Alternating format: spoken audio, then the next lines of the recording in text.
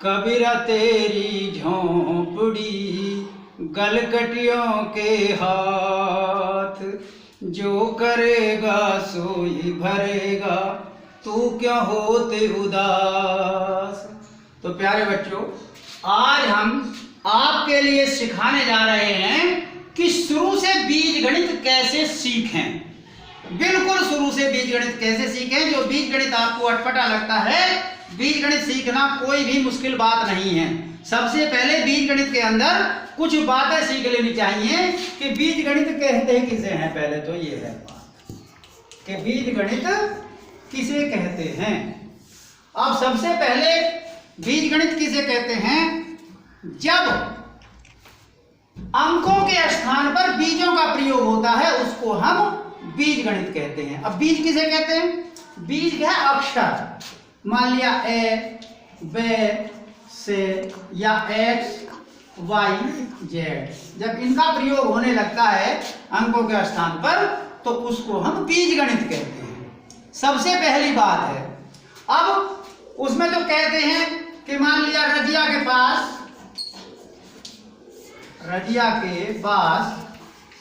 5 केले हैं। अब इसमें तो सीधा आ गया 5 केले हैं, तो ये अंकगणित हो गया। अब इसी में वो बीजगणित में कह सकता है कि रजिया के पास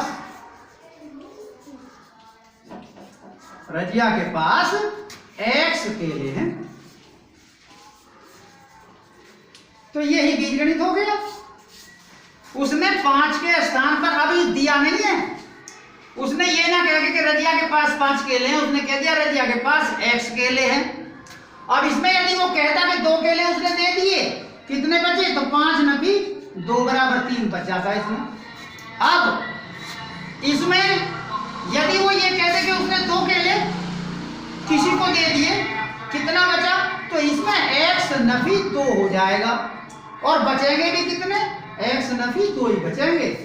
क्योंकि इसमें अभी हम बताने वाले हैं आपको कि इसी के अंदर सजातीय जब होंगे तभी घटेंगे, सजातीय होंगे तभी जुड़ेंगे।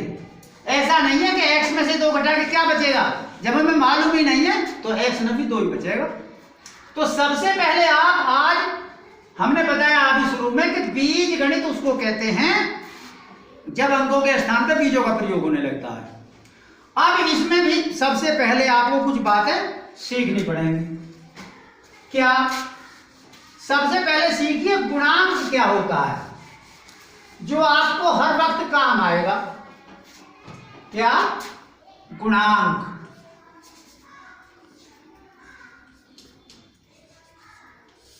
और फिर है घात या घातांक।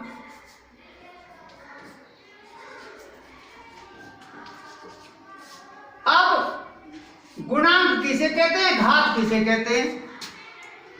अब गुणांक मान लिया आपके पास लिखा हुआ है x, 5x, 5y या 3z। अब इसमें पूछ लेगा वो कि x का क्या गुणांक है, y का क्या गुणांक है, z का क्या गुणांक है। तो याद रखिए जिसकी भी गुणा हो रही है उस अक्षर के साथ, x के साथ 1 की गुणा है, इस x के साथ 5 की गुणा है, इस y के साथ 5 की गुणा है, इस z के साथ 3 की गुणा है। तो ये इसके गुणांक हैं। यहाँ x का गुणांक 1 है, यहाँ x का गुणांक 5 है, यहाँ y का गुणांक 5 है, यहाँ z का गुणांक 3 है। तो ये गुणांक आपकी समझ में आ गया होगा। अब घात देखिए, यदि वो इस प्रकार से लिखा हुआ है तो हम इसको घात बोलते हैं। जो भी अक्षर के ऊपर ये संख्या लिख रही है इस संख्या को घात बोलते हैं। अब x की घात 2, y की घात 4, z की घात 3, इसे ऐसे पढ़ते हैं। अब इनका महत्व क्या है, गुणांकों का और घात का, यहीं से देख के चलिएगा। गुणांक का भी महत्व है अपनी जगह और घात का भी अपनी जगह महत्व है। क्या महत्व है? जब बीजगणित के अंदर गुणा करते हैं, क्या करते हैं? गुणा करते हैं। तो ये गुणांकों की गुणा होती है। सबसे पहले मान लिया आपने 5x वाई की गुणा करी 3xy में। तो सबसे पहले उनके अंकों की गुणा कर दो, 5 दिया 15। अब घात इसमें जुड़ जाती है। अब जिस अक्षर के ऊपर घात नहीं होती वहां 1 मानी जाती है, आपको मालूम होना चाहिए, ये बात याद कर लीजिए। तो 1 और 1 2, तो यहाँ x की घात 2 हो गई। अब y की घात भी यहाँ 1 है, यहाँ 2 है, 1 है, तो y की घात भी 2 हो गई। यही आपका आंसर हो गया गुणा का। ये इस प्रकार से भी हो सकता है कि 5x की पावर 2 y की पावर 2 गुणा 3 x की घात 3 y की घात 4। अब इसमें क्या करना है आपको, इसमें भी वही करना। 5 दिया 15, सबसे पहले आप अंकों की गुणा कर लो। अब x की देखिए 2 और 3 5 हो गई, और y की घात 2 और 4 6 हो गई। यही आपका आंसर है। तो ये गुणांक का और घात का ये मतलब इसमें होता है। अब जोड़ है तो उसमें गुणांक जुड़ते हैं, घटाना है तो उसमें गुणांक घटते हैं। यही इसका महत्व। अब ये तो आपने आपको गुणा बता दिया सबसे पहले, जो आसान तरीका है। अब जोड़ में क्या है, मान लिया कि 3x प्लस y इसको जुड़वाएं, तो देखिए सजातीय जुड़ते हैं, सजातीय घटते हैं। इसका आंसर तो चूका चू आ जाएगा, 3x जमा y आ जाएगा, इसमें कुछ भी नहीं आएगा।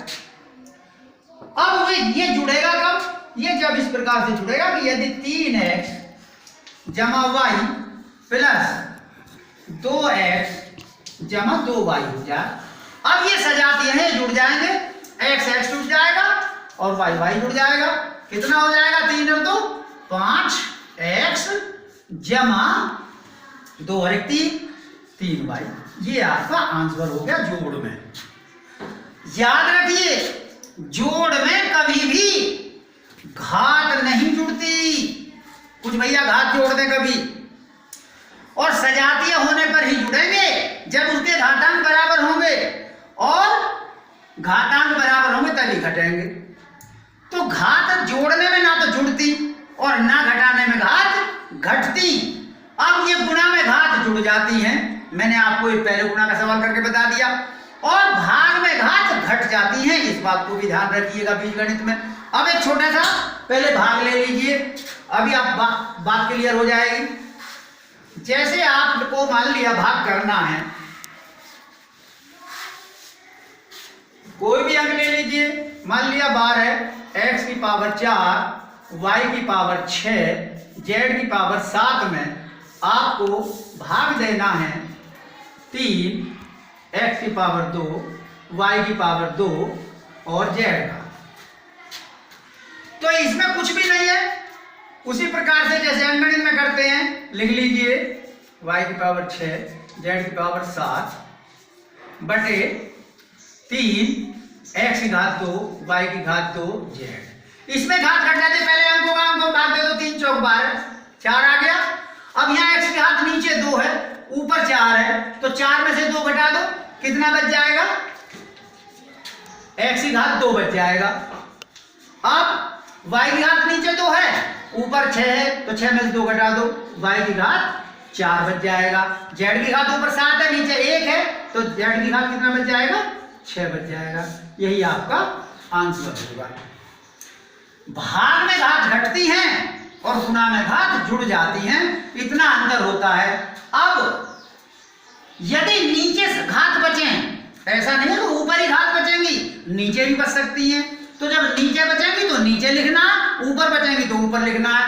नीचे कोई संख्या बचेगी तो नीचे लिखना, ऊपर बचेगी तो ऊपर लिखना है। कैसे, दूसरी प्रकार से देख लीजिए। मान लिया आपका ये आता है 8, इसको मिटाना है, थोड़ा क्लियर हो जाएगा।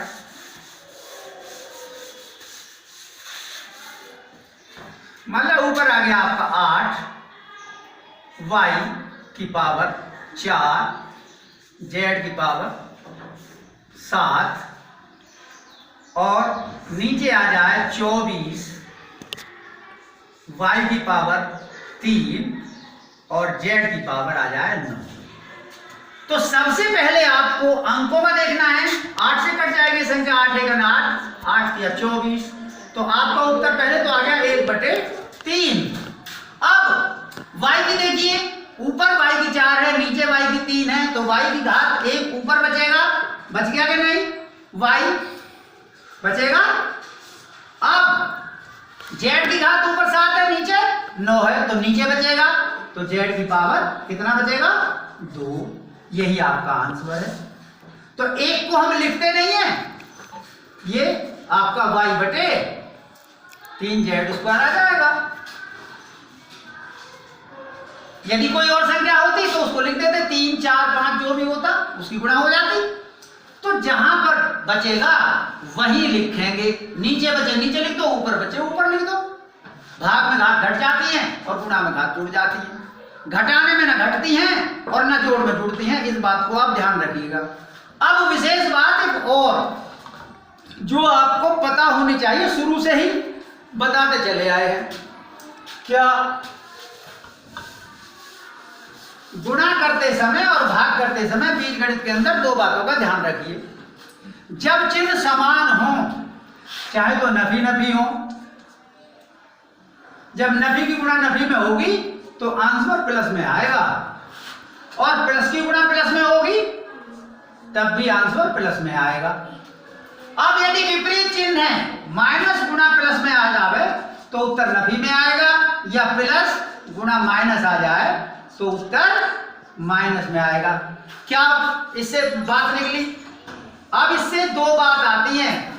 जब भी एक समान चिन्हों का गुणनफल होगा, यानी समान चिन्हों का गुणनफल हमेशा प्लस में आएगा, चाहे नफी नफी हो चाहे जमा जमा हो।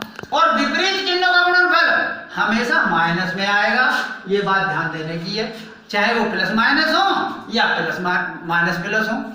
विपरीत चिन्ह है तो उनका गुणनफल हमेशा माइनस में आएगा, और यदि समान चिन्ह है तो उनका गुणनफल हमेशा प्लस में आएगा। इस बात का ध्यान रखना चाहिए। छोटी छोटी बात है, इन छोटी छोटी बातों को सीख के बहुत आगे बढ़ जाएंगे। अब जब आपसे गुणा आ गया, भाग आ गया, जोड़ आ गया, मान लिया समीकरण में घटाना आ जाए, तो घटाने में एक बात और होती है जो है गणित के अंदर। क्या? अंक गणित में तो आप सीधे घटा लेते हैं। मान लिया ये 6 है और हम इसमें से ये 2 घटाएं तो सीधे घट जाएंगे भाई, 4 बच जाएगा, 6 नफी 2। अब कभी कभी वो सवाल ऐसे भी दे सकता है कि 6 नफी के है और यहां पर नफी के करके हम यहां नफी के 2 दे दें। तो ये याद रखने वाली बात है, यदि कोष्ठ के बाहर नफी का चिन्ह है तो वो अंदर वालों को बदल देता है। और जब हम इसको खोलते हैं तो क्या हो जाएगा? नफी के 6 और ये प्लस के 2 हो जाएगा। अब जिसके ज्यादा होते हैं उसी के बचते हैं, तो इसका आंसर आएगा माइनस के 4। तो ये तो आप अंकगणित में सीधा जानते हैं, जिसके ज्यादा हो उसी के बच गए। अब बीजगणित के अंदर क्या होता है? बीजगणित के अंदर एक विशेष बात होती है। क्या होती है? इसको देखिए। बीजगणित में यदि कई पद हैं और आपको घटाने की आवश्यकता हो जाए तो उस घटाने वाली संख्या के चिन्ह बदल देते हैं, सबसे पहली चीज होती है। जैसे मान लिया 4x Nafi 3y plus 5z में से हम घटवाने लगे 2x plus 2y minus z घटवाने लगे।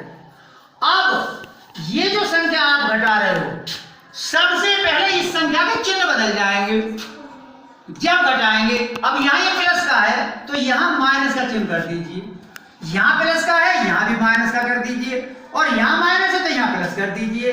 अब इसको सरल करना है तो ये जमा का है ये नफी का है, 4 में से 2 गए, 2 बच गया x। अब ये नफी है ये भी नफी है, तो 3 और 2 5y हो गए, किसके? माइनस के 5y। अब ये भी प्लस है ये भी प्लस है, तो 5 और 6, अब ये 6z हो गया। ये आपका आंसर आ गया। तो बीजगणित के अंदर घटाते समय ये बात ध्यान रखने की है कि जो भी समीकरण या जो भी पद, जब कई पद होते हैं और उनको घटाते हैं तो उसको जो जिसको घटा रहे हैं उसके चिन्ह बदल जाते हैं सबसे पहले, और उन चिन्हों को ध्यान में रखते हुए हम जोड़ते हैं या घटाते हैं। जोड़ा जाएगा तो जोड़ देंगे, घटाना आएगा घटा देंगे। घटाने में सबसे पहले चिन्ह बदल जाएंगे। इन चिन्हों का ध्यान देना है। इन चिन्हों को जब लगाओगे तो वो कापी जांचने वाला स्वयं देख लेगा कि इस बालक ने ये चिन्ह बदल दिए और इसने यहाँ पर ये घटाया है, यहाँ पर ये नफी नफी के जोड़ दिए हैं और यहाँ जमा हो गया है तो जमा जमा के जोड़ दिए। ये सवाल बिल्कुल ठीक हो जाएगा। ये आपका घटाने का नियम है। इस बात का ध्यान रखना है, कभी भी ऐसा नहीं होगा कि मान लिया 4x की 2 माइनस 3y प्लस 5z की 2 में से आपको घटवाने लगे कि 2x प्लस के 2y और नफी के z, इस प्रकार से वो घटाने को दे दे तो कुछ भी नहीं होगा। घटाने के चिन्ह तो बदल जाएंगे, बाकी संख्या कैसे घटेगी भाई, कैसे घटेगी? देखिए यहां आपकी स्क्वायर है और यहां पर x है, तो ना ये घटे और ना ये जुड़े। यदि इसी सवाल को सरल करवाना भी पड़े तो इस सवाल का तो उत्तर चूका तो ही आएगा। 4x स्क्वायर माइनस के 2x, यदि हम इसको घटवा रहे हैं तो अब ये है 3y और ये 2y, तो ये तो हो जाएगा माइनस के 5y। बाकी संख्या जो की त्यों आएगी प्लस 5z की घात 2 प्लस z। अब इसका आंसर तो फिर ऐसे आएगा, क्योंकि जब तक सजातीय नहीं है ना जुड़ा ना घटे। जू का तो लिख दीजिए जो मैंने शुरू में ही बताई कि मान लिया 3x में वो कह दे कि भाई 2y जोड़ दो, तो इसका उत्तर तो इतना ही आएगा, क्योंकि हमें पता ही नहीं कि क्या जोड़ेंगे इनको। ऐसा नहीं जोड़ सकते कि 3 और 2 5, क्योंकि विजातीय है, ये x है ये y है। घात भी अलग अलग हो जाएगी तब भी नहीं जुड़ने के, जैसे यहां नहीं जुड़े हैं ना घटे हैं। गुणा हो जाती है, यदि अलग अलग घात हैं अक्षर वही है तो उसकी गुणा जुड़ जाती हैं। ऐसे ही भाग में भी वही बात है, भाग भी ऐसे ही होगा। अक्षर में कुछ भी घातांक है नीचे बचेगा नीचे लिख देंगे, ऊपर बचेगा ऊपर लिख देंगे, लेकिन ऐसा नहीं है कि z में और x का भाग देने लगेंगे, फिर तो उसका उत्तर जू का त्यों आएगा। मान लिया x में वो भाग z का करवाए तो इसका आंसर तो बस यही आएगा और कुछ नहीं आएगा, x बटे z।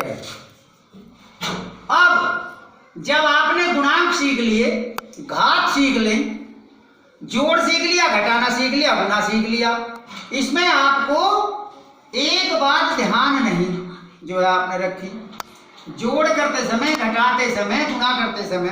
अब जो मैंने आपको घात बताई थी, घात का मतलब क्या है? घात का मतलब मैंने आपको बताया था क्या? घात का मतलब होता है उस संख्या की उतने ही बार गुणा होती है। इस बात को ध्यान देने की बात है। कोई पूछ सकता है कि मान लिया k की घात 2 लिख दें तो इसका आंसर होगा k गुना k, इसका मतलब है k की घात 2, या x की घात 5 लिख दें तो इसका मतलब x की 5 बार गुणा है, 1 2 3 4 5। तो इसका मतलब होता है घात का कि उसकी उतने ही बार गुणा होती है जितनी उसके ऊपर घात होती है। ये इसके पहले क्या लिखा हुआ है उसको गुणांक कहते हैं। गुणांक का हमने मतलब आपको बता दिया। अब भाग, जोड़, घटाने, गुणा, भाग आप सीख के, भाग भी मैंने बता दिया, भाग में संख्या बदल जाती है, बस होती उसमें भी गुणा ही है।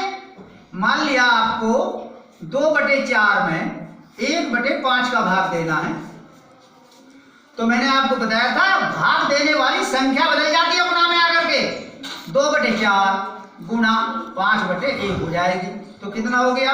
10/4 हो गया, या 2 पंजे 10, 2 दूनी 4, 5/2 इसका आंसर आ गया। और भी आगे बढ़ाना चाहें तो बढ़ा लीजिए, 2 दूनी 4, 2 सही 1/2 आ जाएगा। अंक उसके बदलते हैं जिस संख्या का भाग होता है। अब ये 4 है, यदि एक भी अंक को दे दे तब भी वही बात है। कभी कहोगे मास्टर जी इसमें तो एक ही अंक है, उसमें कोई दिक्कत नहीं आती है। मान लिया वो 5/2 में भाग 3 का दिलवा है, तो इसके नीचे 1 है, समझ लीजिए। और आप ऐसे भी कर सकते हैं 5/2/3/1, अब जब करेंगे तो 5/2 गुणा 1/3 आ जाएगा, तो 5/6 आ गया इसका आंसर भाग का। सीधी सी बात है। तो इस बात को ध्यान में रखना है, आप अंकगणित के हिसाब से बीजगणित हो जाता है। बीजगणित में इतना होता है, घात जिसकी जहां बचे वहां लिख देते हैं बस। तो ये आपने जोड़, घटाने, गुणा और भाग सीख लिया। अब इसके पश्चात आ जाता है आपका, अब चलिए थोड़ी सी पढ़ाई शुरू होती है। क्या पढ़ाई शुरू होती है? जब आपने थोड़ा थोड़ा जोड़, घटाना, गुणा, भाग सीख लिया, तो इसके अंदर आपको जब भी शुरू करना होगा तो आपके मास्टर जी या कोई भी क्लास वाले सबसे पहले आपकी किताब में ये सूत्र मिलेगा आपको। क्या सूत्र मिलेगा? a+b का वर्ग या a-b का वर्ग। इसको होल स्क्वायर भी बोल देते हैं, इसको होल वर्ग भी बोल देते हैं, अपनी अपनी बोलने की बात वो होती है। तो इसका जो सूत्र होता है वो होता है a⁴ प्लस b⁴ 2+2ab। इसको ऐसे भी बोल सकते हैं a² + b² + 2ab। कुछ भैया कहते हैं किताब में तो सर जी बीच में लिखा हुआ है, कोई परेशानी नहीं है। मैंने तो भाई यहीं पढ़ा था और यहीं से मुझे ये याद है, बीजगणित के अंदर चिन्ह सहित वो संख्या होनी चाहिए, कहीं भी हो वो गलत नहीं है। अब इसमें समझने में एक आसानी होती है। देखिए पहले इसका और देख लीजिए, a² + b² - 2ab। अब अंतर क्या है? दोनों में प्लस है। बी पहले तो इस माइनस वाले में यहाँ माइनस है और यहाँ प्लस ही है। क्या है? आप इसको थोड़ा सा ध्यान से देखिए कि पहले पद का वर्ग कर दीजिए प्लस दूसरे पद का वर्ग कर दीजिए, प्लस का चिन्ह लगाइए और इन दोनों पदों की गुणा का दुगुना कर दीजिए। 2 का लिखिए 2 × a × b, तो ये आ जाएगा। ऐसे ही इसमें है, पहले पद का वर्ग करिए, दूसरे पद का वर्ग करिए। वर्ग की संख्या हमेशा प्लस में आती है, चाहे माइनस हो चाहे प्लस हो। करके देख लीजिए, माइनस गुणा प्लस हो जाएगी। तो इसलिए यहाँ प्लस आया है। कुछ कहते हैं कि यहाँ माइनस में भी प्लस है, प्लस में भी प्लस है। वर्ग हर संख्या का प्लस में आता है। तो अब माइनस का चिन्ह लगाइए, 2 लिखिए, गुणा पहला पद गुणा दूसरा पद, इसमें भी यही है। अब ये काम कहां आते हैं? खाली सूत्र से काम नहीं चलता। अब इनका प्रयोग करना सीखे। यदि इस प्रकार की संख्या है तो हम उसको ऐसे लिख सकते हैं, इस प्रकार की संख्या है तो हम उसको ऐसे लिख सकते हैं। और वो सवाल कई प्रकार से दे सकता है। कैसे दे सकता है देखिए। अब वो कह दे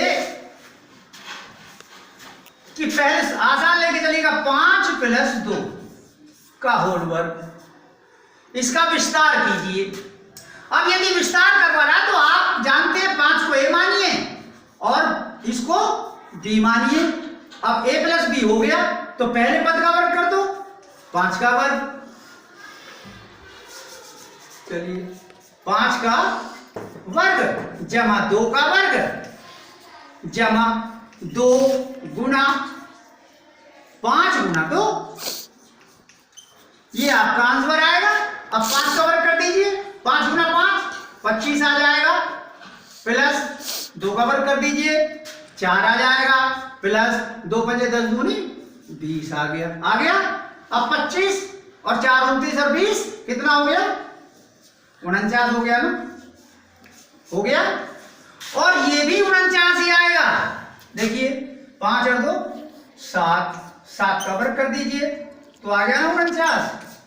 तो यदि वो विस्तार करवाता है तो विस्तार कर देंगे, और विस्तार उसने दे रखा है और वो कहे भाई इसका संक्षिप्त रूप लिखो, तो संक्षिप्त रूप ये लिख देंगे। उत्तर बराबर है दोनों का।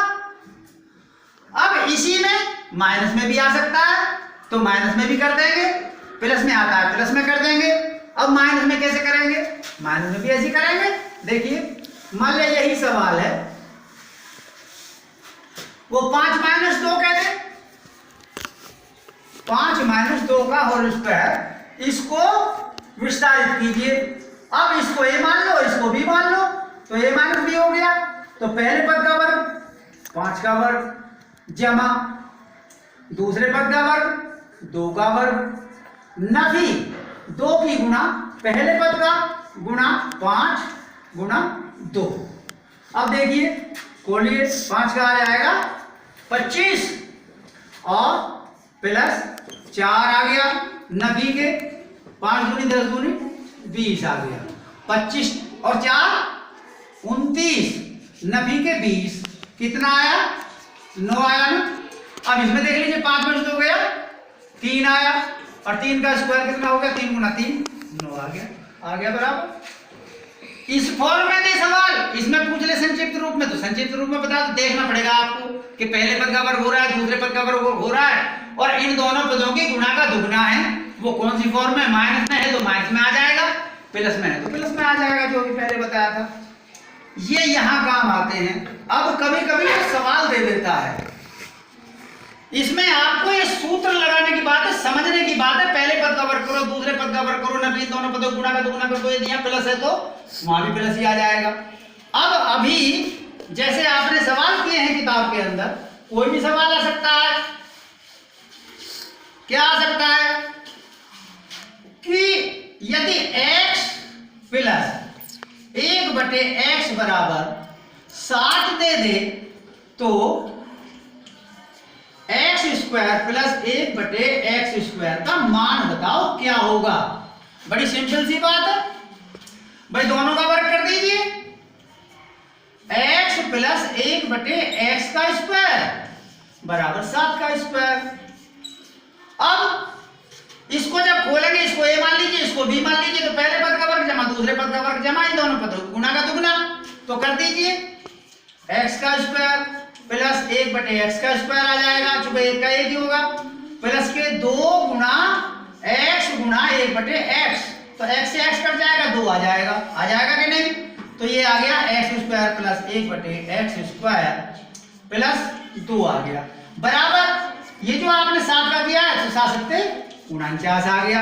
अब इसका तो मान बताना है आपको, यही तो मान बताना है, तो बता दीजिए, इसको रहने दीजिए इधर बस, x square plus 1/x square बराबर, ये तो 49 है ही है, और इधर जाने पे ये 2 हो जाएगा नफी का, तो बराबर कितना आ जाएगा 47, आपका आंसर आ जाएगा। अब वो किसी भी, अब वो नफी में भी दे सकता है और तब भी इसका मान पूछेगा, तब भी यही आ जाएगा। इस सवाल को और कर देते हैं नफी वाले को। नफी वाले में क्या होगा, देखिए नफी वाले में क्या होगा, उत्तर आपका वहीं आ जाएगा, ये तो समझ में आ गया ना, 47 आ गया। अब यदि वो इस प्रकार से ना देखे, यहां पर बस चिन्ह बदल दे कि यदि x माइनस 1/x बराबर 7 है तो इसका मान बताइए। देखिए इसमें भी कोई दिक्कत नहीं है, x माइनस 1/x का स्क्वायर कर दीजिए बराबर 7 का स्क्वायर कर दीजिए, इसमें भी वही चीज आएगी, x square plus 1/x square minus 2 आएगा इसमें, क्योंकि -2 गुना x गुना 1/x आएगा, x से x कट जाए तो -2 आएगा बराबर 49 है। अब ये इसमें जुड़ जाएगा, x की घात 2 प्लस 1/x की घात 2 बराबर 49 प्लस के 2, तो यहाँ कितना आ जाएगा 51, तो ये x square plus 1/x square बराबर हो जाएगा 51। बस इतना अंतर है। यदि यहाँ नफी आ गया तो वो जुड़ गया, और यहाँ प्लस था तो वहां घट जाएगा। तो आज आप इतनी बात सीख करके किताबों से सवाल जरूर करिएगा, जो चीज यहां पर पूछी जा रही है उसको जब तक आप खोजेंगे नहीं तब तक आपको कुछ मिलने वाला नहीं है। इन चीजों को जरूर देखिएगा। तो अब आपका लंच हो रहा है, अब हम यहीं आप समाप्त करते हैं। ये वीडियो आपको पसंद आई हो तो इसको लाइक करें, शेयर करें, कमेंट्स लिखें। जो भी चीज आपकी समझ में नहीं आएगी कमेंट्स में लिख दें, वो समस्या दूर कर दी जाएगी। वैसे आपका बिल्कुल शुरू से आज हमने बीजगणित पढ़ाना शुरू किया है, तो ये शुरू से जो भैया बिल्कुल भी नहीं जानता है वो बीजगणित को सीख सकता है। इसी के साथ अब आप लंच में जो है अपना लंच करिएगा और फिर मिलेंगे। जय हिंद, जय भारत।